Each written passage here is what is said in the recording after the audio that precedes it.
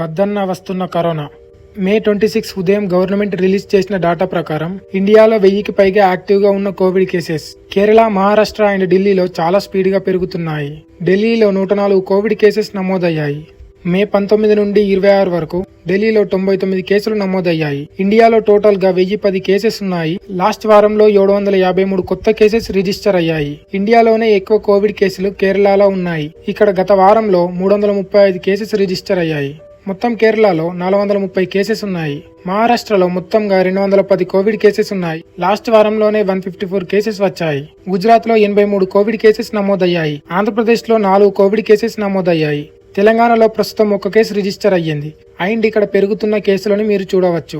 మే 17 నుంచి మే 26 వరకు ఈ కరోనా వైరస్ కారణంగా కేరళలో 2, కర్ణాటకలో 1, మహారాష్ట్రలో 3 మరణించారు. ఈ పెరుగుతున్న కేసుల గురించి భయపడాల్సిన అవసరం లేదని, హాస్పిటల్స్ పూర్తిగా సిద్ధంగా ఉన్నాయి అని ఢిల్లీ సీఎం రేఖా గుప్తా గారు అన్నారు. అనేక నగరాల్లో కొత్త కోవిడ్-19 ఇన్ఫెక్షన్లు పెరుగుతున్నాయి.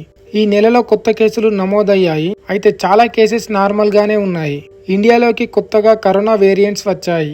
NB.1.8.1, LF.7 and JN.1. ఇవి ఒమిక్రాన్ కి sub variants. JN.1 corona virus కారణంగా సౌత్ ఆసియాలో కోవిడ్ కేసెస్ పెరుగుతున్నాయి.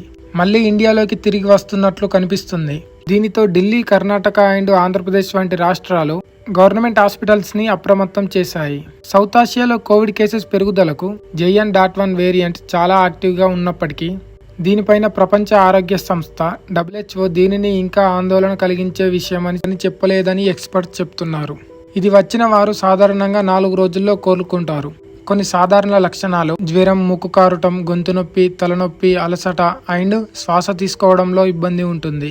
ఇండియన్ గవర్నమెంట్ హాస్పిటల్స్ లో beds and oxygen cylinders, test kits కొనసాగించాలి అని గవర్నమెంట్ ఆదేశించింది. ఈ వేరియంట్ ఇన్ఫ్లుయెంజా లాంటిదని భయపడాల్సిన అవసరం లేదని ఆరోగ్య మంత్రి వెంకట్ సింగ్ గారు అన్నారు.